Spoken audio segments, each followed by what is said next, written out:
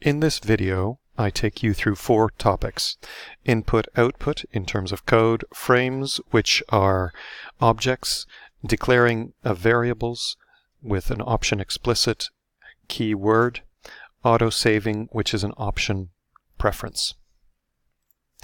First, we look at OptionExplicit. What this does is it makes Visual Basic require that variables are declared. This is really good programming practice. You are going to have to add OptionExplicit to every program you create. There are 2 ways to do it. You can do it manually by typing the words OptionExplicit at the very top of the code section, or you can set a preference which has Visual Basic insert OptionExplicit into each project you create. You need to use the Options, which is a menu item under Tools menu. Inside Options we have Editor Options, and there is a checkbox which requires variable declaration. Please have that checked. You have to do this for each and every computer that you log into, but once you do it once, it should persist. Second, auto-saving. If you find that you often lose your work, have Visual Basic auto-save your work. Again, this is an option under the Tools menu, and this time we have to choose the Environment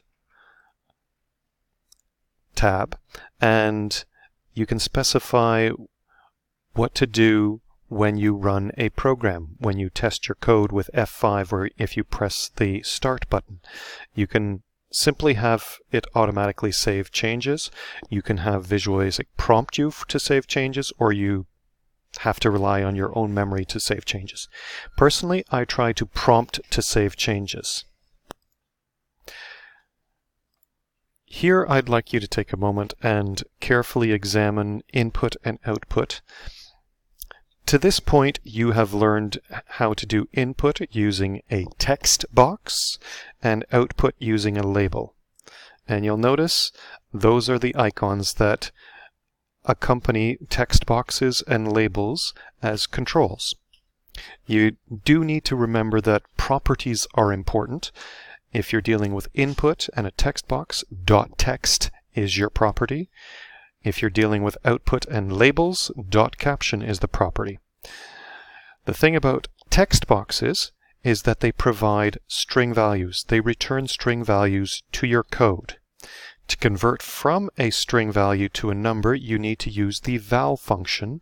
As you see here on the screen, height is assigned val of txt height dot text. If you are not converting into a number, you can assign the value that is found in the text box straight into the variable. In this case, name is a variable, and txt_name.text is your source. Frames are interesting. This is the frame icon. They allow you to group related controls in Visual Basic. This makes it easy to keep your program organized. It also looks better if you use frames. If you move a frame around, all of the objects that are inside it will move with the frame. One frustrating thing to keep in mind with frames is that you have to create all objects inside the frame. If you create an object outside the frame and try to move it onto the frame, it will not be part of the frame. To get something that you have previously created to be part of a frame, you need to copy and paste onto the frame or cut and paste. If we take a look at Visual Basic, I can demonstrate this. In Visual Basic, we will create a frame, and to demonstrate the difference between something created on the frame and outside the frame, I will use 2 labels. First, I will create a label inside the frame, label 1, and then I will create a label outside the frame and move it onto the frame. First thing you'll notice, label 2 has disappeared behind the frame. No matter what we do, we cannot get label 2 to appear in front of the frame. If I move my frame around, you'll notice that label 1, which was created on the frame, moves with the frame, but label 2 stays put. The only way to get label 2 to be part of the frame is to right-click on it and either cut or copy it. I will cut label 2, and on the frame, I will right-click on the frame and paste, and you'll notice that label 2 was pasted into the frame. If I move label 2 somewhere else, we can see all the items, and if I were to move the frame as a unit, you will notice that all of the labels now move around with the frame.